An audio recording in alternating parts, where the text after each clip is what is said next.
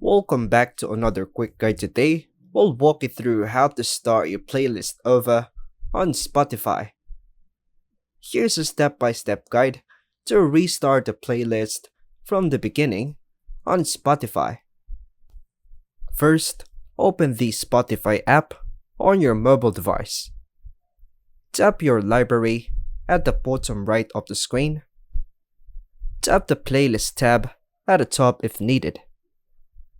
Scroll through and choose the playlist you want to play. For example, this liked playlist. Once inside the playlist, scroll to the top to see the first song. Tap the first song in the list to start it. The player will appear at the bottom. Tap it to open. Now playing. Make sure shuffle is off in the lower left, the gray off, green on. Tap the toggle.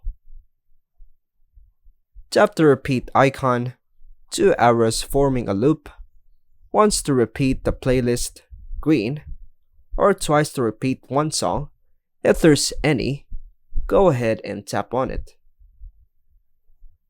If the playlist was playing midway, tap the playing from playlist at the top center. Go to playlist, then play the first track or the second track.